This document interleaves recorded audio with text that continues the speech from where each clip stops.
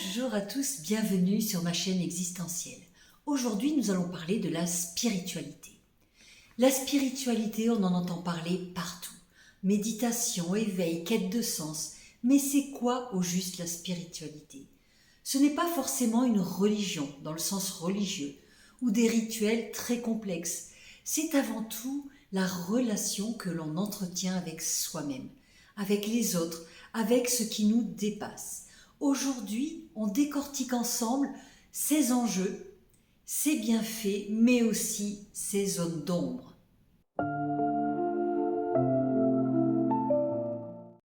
Donc, je l'ai dit, la spiritualité, c'est d'abord une quête de sens, trouver une direction dans un quotidien qui nous semble vide.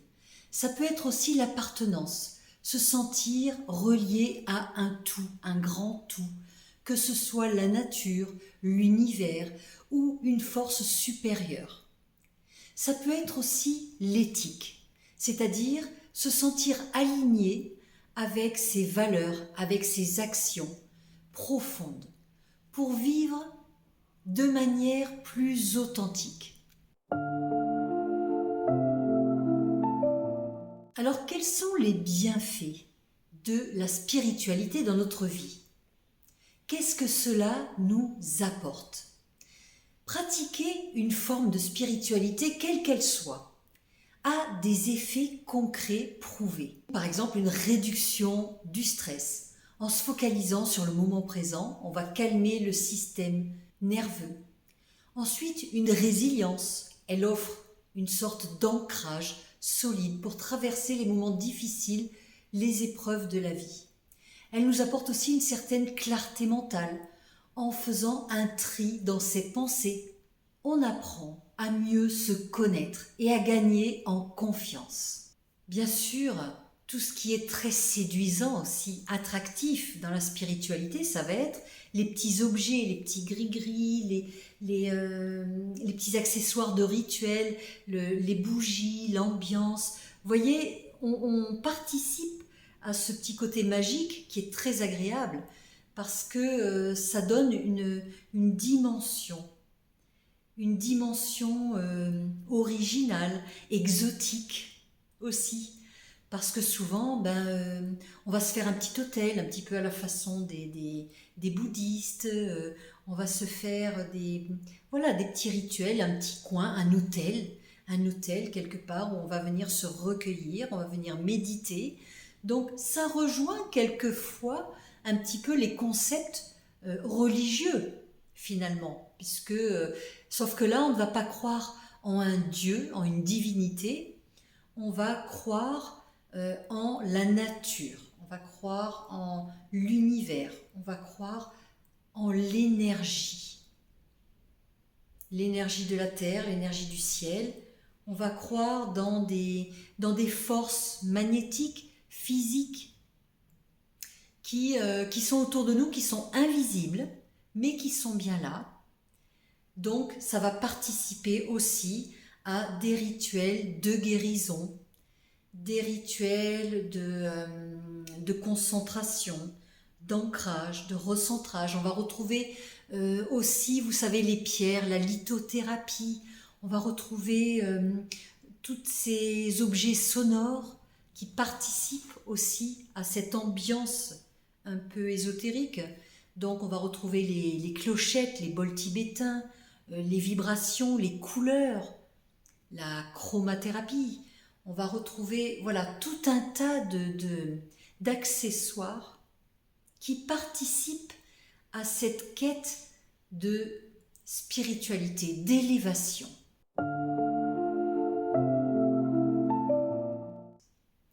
Mais il y a aussi des dangers, car il faut garder les pieds sur terre. Il est crucial, quand on aborde la spiritualité, de rester vigilant, parce que c'est un chemin qui n'est pas sans piège. Rester vigilant parce qu'il y a un certain contournement spirituel. Par exemple, utiliser la spiritualité pour fuir ses problèmes réels ou pour fuir des émotions difficiles au lieu de les affronter, de les traiter. Ça veut dire qu'on nie ses émotions. Ensuite, il y a un autre danger, c'est l'ego spirituel. C'est-à-dire se croire supérieur, se croire plus éveillé que les autres, et donc ainsi avoir une perte de discernement. Ça veut dire potentiellement suivre aveuglément des gourous ou des théories sans fondement. Le danger aussi du narcissisme spirituel. Alors ça, c'est un paradoxe parce qu'on est dans une quête de sens, on est censé être dans l'humilité, dans l'écoute de soi. Et donc ce paradoxe de l'ego qui va se gonfler grâce à la spiritualité. C'est-à-dire que, à force de faire des pratiques soi-disant purifiantes, on va se sentir plus pur que les autres. On va se sentir plus haut en vibration.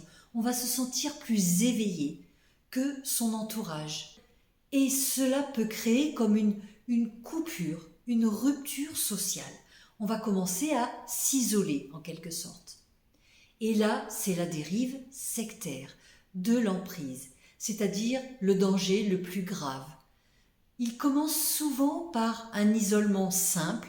On vous suggère que votre entourage ne vous comprend pas, votre entourage n'est pas éveillé, n'est pas apte à comprendre votre niveau intellectuel, votre niveau spirituel.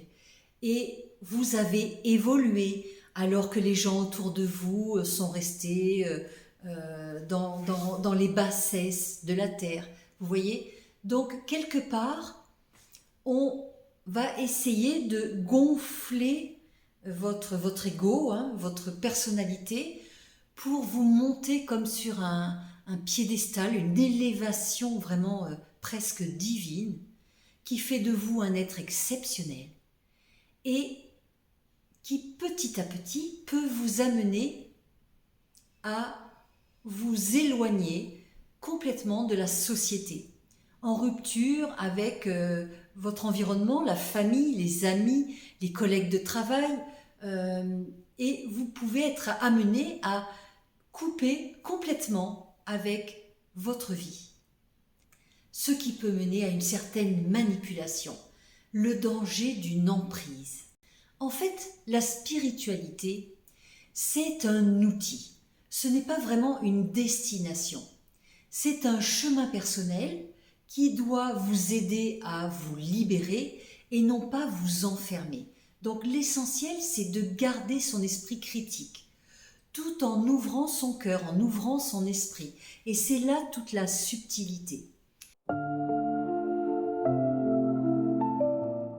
Voyons les pratiques que nous pouvons trouver dans la spiritualité. Bien sûr, il y a toutes les formes de méditation, de pleine conscience. On va retrouver aussi des pratiques physiques, corporelles, d'hygiène de vie, gymnastique ou spirituelles telles que le yoga, telles que les pratiques zen, le qigong, le tai chi.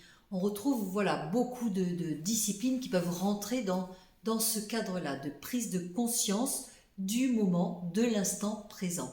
Mais ça peut être aussi de la contemplation en pleine nature, des promenades pour essayer de revenir vers soi, se reconnecter à l'environnement, à la nature autour de nous, se reconnecter à un grand tout qui nous inspire, qui nous régénère, nous ressource et surtout nous recentre. Parce que dans nos vies trépidantes, eh bien oui, avec le stress, on perd notre centre. On est tellement dispersé dans toutes les tâches qu'on doit faire, dans nos activités, que ce soit professionnelles, de loisirs, quotidiennes, eh bien, à un moment donné, on est pris comme dans un tourbillon d'activités et on arrive à se perdre soi-même. Ne plus savoir ce qui nous fait du bien, ce qui nous fait du mal, ce qui nous plaît, ce qui ne nous convient pas, ce pourquoi on est fait. Et puis on évolue aussi dans la vie. On avance en âge, donc ce qui nous convenait quand on était plus jeune ne nous convient plus forcément quand on vieillit. Donc, il y a toujours une sorte de mise au point à faire. Et c'est en cela qu'en général, on commence à se tourner vers la spiritualité. Retrouver une nouvelle direction. Mais tout le monde ne va pas faire appel aux mêmes objets, aux mêmes pratiques pour cette quête de sens. Il y en a qui vont préférer se tourner vers le sport, d'autres vers la créativité, l'artistique, d'autres qui vont aller plus dans la nature, tout ce qui est environnemental, dans l'alimentation, tout ce qui est dans la naturopathie, dans le soin à la personne, les soins énergétiques, tout ce qui est de l'ordre du massage. Il y a des personnes qui vont se tourner vers l'ésotérisme, donc tout ce qui est pratique spirituelle, des arts, on va dire, divinatoires, des arts divins, tout ce qui est de l'univers, du monde angélique, le tirage des cartes, les tarots, tout ce qui est de l'ordre de la médiumnité. Donc, chacun va essayer de trouver le chemin qui lui permet d'ouvrir son esprit, de se remplir d'un nouveau sens, d'une nouvelle motivation, trouver des réponses à ces questions. Mais on ne va pas tous être attirés par les mêmes formes. Dans cette quête de spiritualité, on peut aussi trouver dans une forme d'introspection le fait de tenir un journal intime, de se poser des questions existentielles, de pratiquer une auto-analyse, pourquoi pas aussi se tourner vers un psychologue, un psychothérapeute. On peut aussi essayer de mieux comprendre ces mécanismes internes. Donc ça demande un retour sur soi. Mais il peut y avoir des dérives sur ce chemin parce que quelquefois on a besoin d'être accompagné. Souvent, comme on est dans une période de notre vie où on est perdu, on sent un vide quelque part, un vide existentiel, eh bien, comme on ne sait pas par quoi commencer, vers quoi se tourner, eh bien, tout naturellement, on va essayer de se rapprocher de personnes qui vont nous guider, des guides spirituels.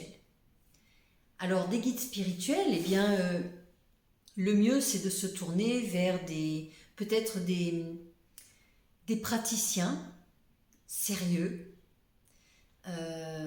qui peuvent prouver une certaine légitimité dans leur travail. C'est là qu'il faut être très vigilant. Ne pas s'en remettre à n'importe qui. Ne pas frapper à la porte de n'importe quel centre. Il y a des environnements qui peuvent paraître très séduisants, qui peuvent paraître réconfortants, qui vont vous proposer justement des séances très enveloppantes, très proches, très bienfaisantes, des gens qui ont l'air vraiment de vouloir tout votre bien, mais qui petit à petit prennent votre liberté et vous amènent sur un chemin un peu comme un lavage de cerveau, si vous voulez, où on commence à vous mettre certaines idées dans la tête qui deviennent de plus en plus extrêmes.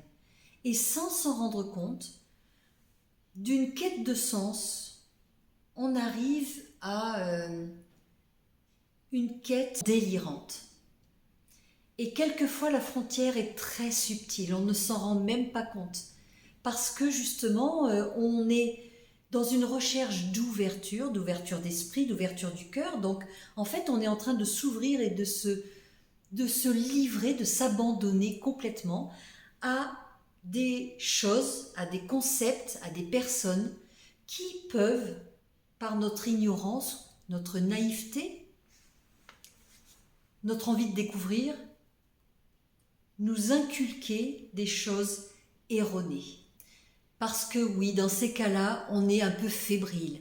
Quelqu'un qui vient de subir une injustice dans sa vie, quelqu'un qui vient de subir un événement grave, dramatique, qui n'arrive plus à avoir toute sa tête, qui a une douleur bien légitime, eh bien, si elle tombe entre les mains d'une personne manipulatrice, ça peut faire de gros dégâts.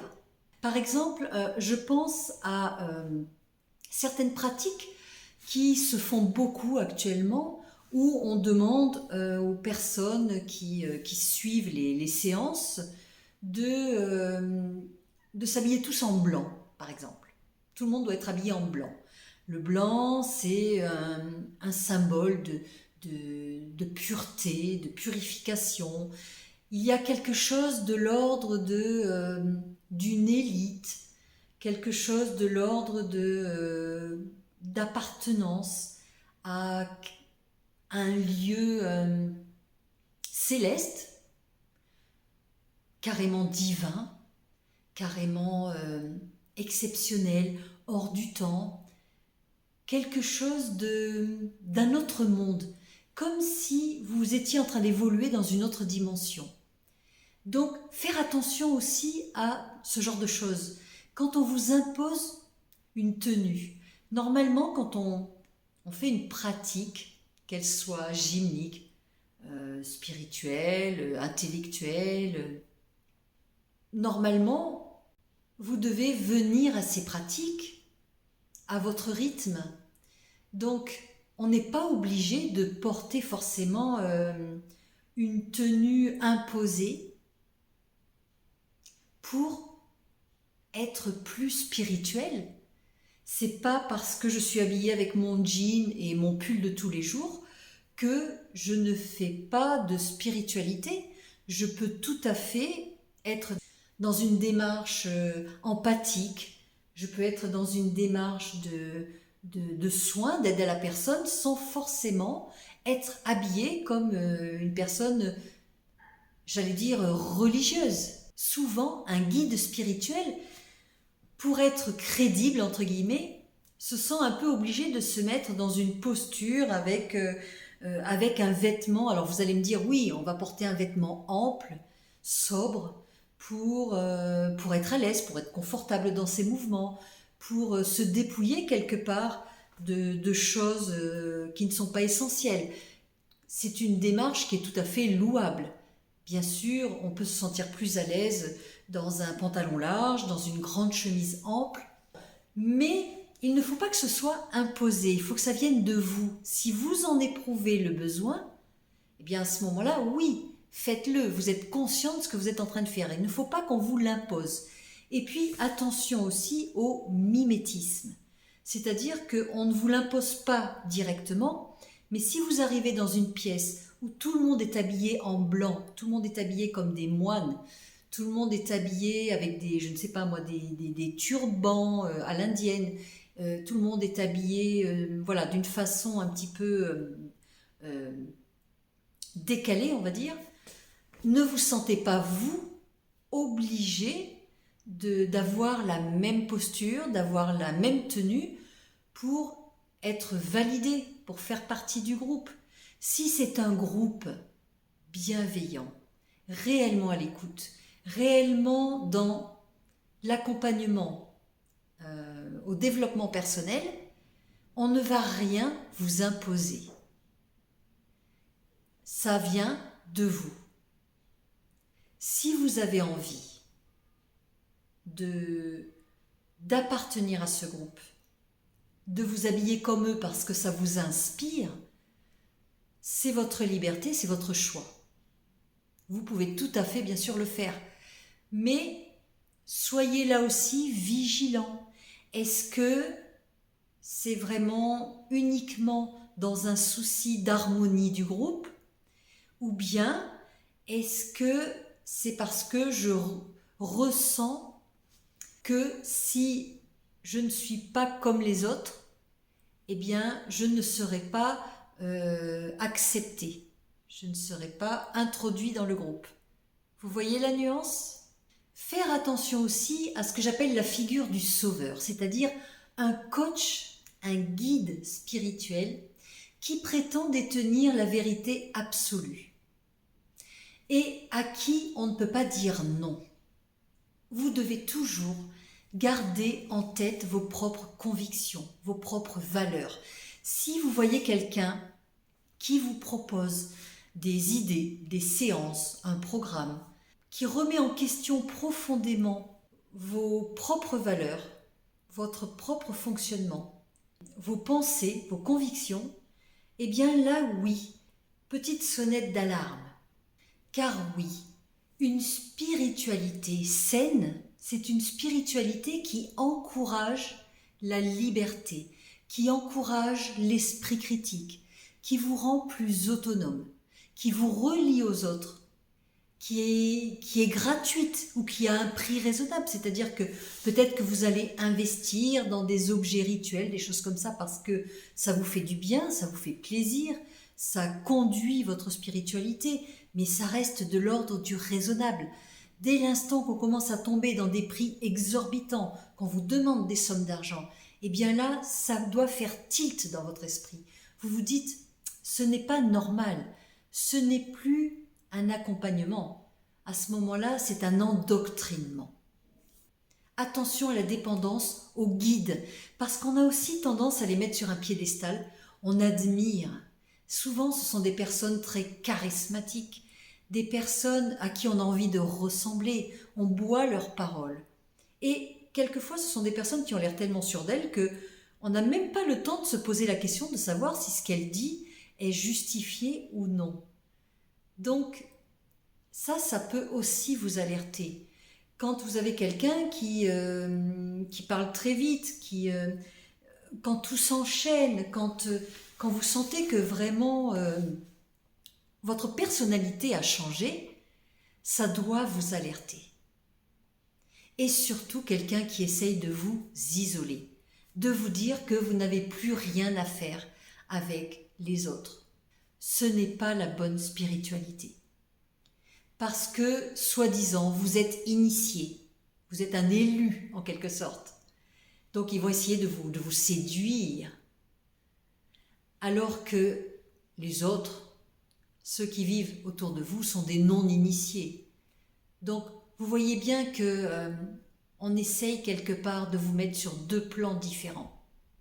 Donc rappelez-vous bien, la spiritualité doit être une fenêtre qui s'ouvre, qui vous ouvre sur le monde, sur la beauté du monde, sur la beauté de la nature, sur des choses agréables, bienfaisantes et saines. Et non pas quelque chose qui se ferme, qui vous renferme. Ce n'est pas une porte qui vous coupe de la réalité. Et j'ajouterai encore une dernière chose par rapport à tout ce qu'on voit sur les réseaux sociaux. Parce qu'aujourd'hui, la spiritualité, elle rentre aussi à l'intérieur de nos maisons, beaucoup plus facilement. On y a accès même sans s'en rendre compte. Avant, quand on avait besoin, quand on avait une quête de spiritualité, on devait aller à l'extérieur. On se posait des questions, on avait peut-être envie d'aller voir une voyante, un médium, de se faire tirer les cartes. Vous savez, comme avant, on allait dans des fêtes foraines, dans des endroits un petit peu cachés, un petit peu discrets, parce que c'était pas quelque chose qu'on osait avouer. Donc c'était mystérieux, il y avait autour de tout ça quelque chose de magique, d'attirant, de fascinant, de mystérieux, de mystique. Donc avant, il fallait vraiment faire une démarche pour y aller. Donc il y avait un cadre quelque part. Mais aujourd'hui, quand on ouvre Internet, on ouvre notre téléphone, on a une multitude de vidéos sur la médiumnité, sur les tarots, sur la voyance, les cartes oracles, avec des personnes très sérieuses, des personnes qui connaissent très bien leur discipline, qui connaissent le sujet, qui sont vraiment sérieuses, qui sont honnêtes dans ce qu'elles proposent, avec des garde-fous, des personnes qui ont aussi quelque part une certaine culture, une certaine compétences psychologiques, donc qui savent tout à fait comment aborder le public, avec respect, avec intégrité. Mais il y a aussi d'autres personnes, très amateurs, amatrices, qui s'inventent, qui s'improvisent tireuses de cartes, qui s'improvisent médium, voyantes. Des personnes très très jeunes d'ailleurs. Alors je ne dis pas que les personnes jeunes ne peuvent pas être médium ou voyantes. Je dis simplement attention. On a aussi de plus en plus un jeune public qui regarde ces vidéos, qui n'ont peut-être pas la maturité, qui n'ont peut-être pas le recul nécessaire, parce qu'elles sont jeunes justement, pour avoir du discernement, avoir le libre arbitre, et pour savoir prendre du recul sur ce qu'on leur dit. Et il peut y avoir des dangers potentiels à regarder ce type de vidéo. Donc, même quand on est adulte, on écoute, on peut avoir la curiosité de savoir. Bien sûr, on est tous fascinés par l'avenir, on aimerait connaître notre destin, savoir qu'est-ce qui nous attend. Est-ce que je vais trouver du travail? Est-ce que je vais trouver l'amour? Qu'est-ce qui va m'arriver la semaine prochaine, dans un mois, dans un an? Bien sûr que c'est mystérieux et on a envie de savoir, c'est humain.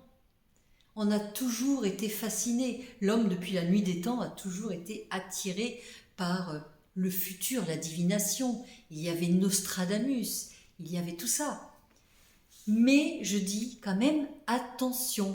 On ne s'improvise pas médium parce que c'est une responsabilité par rapport à la personne qu'on a en face de soi, par rapport aux choses qu'on va dire, aux vérités qu'on va annoncer. On ne sait pas comment ça peut être perçu, comment ça va être reçu, et ce que va en faire la personne qui le reçoit. Parce que si c'est une personne qui est dans un état un petit peu fébrile, qui est dans une période de sa vie où elle est fragile, elle est influençable, elle peut prendre à la lettre, mot pour mot, tout ce que vous allez lui dire. Et selon ce qu'on va lui annoncer, eh bien, elle peut chambouler toute sa vie. Elle peut perdre pied, vraiment. Vous avez des personnes qui ne sont plus capables de faire quoi que ce soit sans consulter leur horoscope, sans tirer les cartes, pour faire n'importe quoi. Moi, j'ai vu des personnes, pour savoir si elles doivent boire aujourd'hui à 10 heures du matin plutôt un sirop de fraise ou plutôt un jus d'orange, vont faire marcher le pendule parce qu'elles n'arrivent pas à se décider. Donc, vous voyez, ça peut prendre des proportions complètement extrêmes.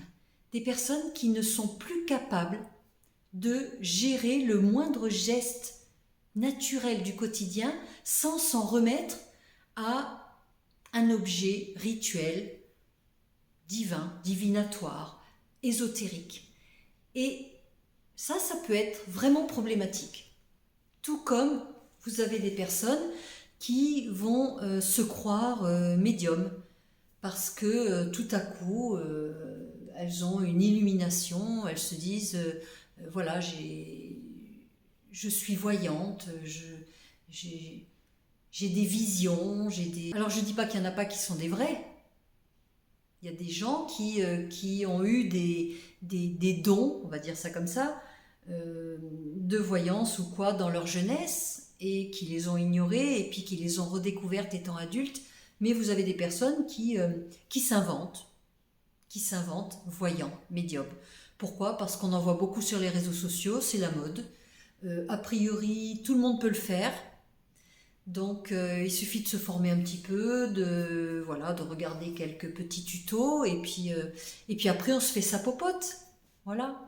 Et je trouve que c'est bien dommage parce que d'abord ça discrédite les vrais voyants, les vrais médiums. Et puis ça peut être la porte ouverte à n'importe quoi. Et aujourd'hui, malheureusement, je trouve que il y a un peu de tout et n'importe quoi sur YouTube, sur Internet. Vraiment, méfiance, vigilance. On a besoin de se rattacher à des objets, à des guides, à des pratiques qui vont quelque part uniquement entrer en résonance avec notre intérieur, parce que finalement on va chercher des choses à l'extérieur, mais tout vient de l'intérieur. C'est un ressenti, c'est des émotions, c'est une reconnexion profonde à son moi. Tout simplement. La spiritualité, c'est ça. C'est relier son cœur avec son esprit, avec son âme. Et tout ça, une fois que c'est en harmonie, que c'est bien aligné, eh bien ça donne une personne qui va se sentir complète, qui va se sentir bien dans sa peau, en accord, à l'intérieur, à l'extérieur, en accord avec ce qu'elle vit, avec ce qu'elle est, avec ce qu'elle dit, avec ses paroles. Elle va être tout simplement cohérente. Voilà, je vous laisse méditer à tout ça. J'espère que cette vidéo vous a plu, que ce sujet vous aura plu, qu'il vous aura permis de trouver des pistes de réflexion et qui aura surtout éveillé votre vigilance, votre prudence. Aller dans la spiritualité, oui, mais en conscience de la réalité. Quant à moi, je vous dis à très bientôt en vidéo pour un autre sujet, une autre question existentielle.